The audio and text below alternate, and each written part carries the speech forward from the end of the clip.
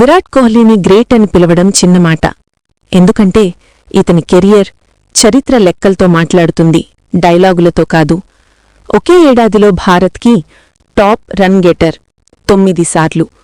ODI cricket చరిత్రలో ఒక ఆటగాడు ఒక దేశానికి 9 సార్లు ఒకే ఏడాదిలో అత్యధిక పరుగులు చేయడమంటే అన్బిలీవబుల్. అది ఎవరు? విరాట్ కోహ్లీ.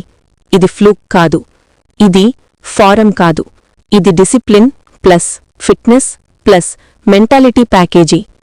రన్ చేజ్లో అతని సగటు 91.59. ఓడిఐ క్రికెట్లో రన్ చేజ్ చేస్తూ 91.59 సగటు అంటే ఏమిటో తెలుసా? చాలామంది ప్లేయర్లు కెరియర్ మొత్తం 40 నుంచి 45 సగటుకే బిల్డప్ చేస్తారు. కోహ్లీ రన్ చేజ్లో దగ్గరగా 100 సగటుతో ఆడాడు. ఇది అదృష్టం కాదు, ఇది ప్రెజర్ను కంట్రోల్ చేయగల నరాలు. మ్యాచ్ చేజ్ అంటే మ్యాచ్ అతని చేతిలో ఉన్నట్టే.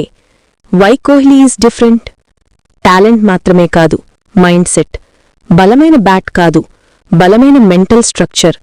ఒక్క ఇన్నింగ్స్ హీరో కాదు, దశాబ్దం పాటు స్థిరంగా నిలబడిన యంత్రం. అతను రోజుకు 6లు కొట్టడు, అతను స్కోర్ బోర్డుని నెమ్మదిగా చంపుతాడు. ద గోటా? అతిమాట కాదు.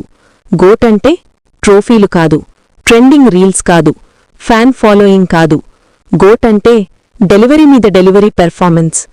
అది విరాట్ చేస్తూ వస్తున్నాడు 2008 నుంచి ఇప్పటివరకు.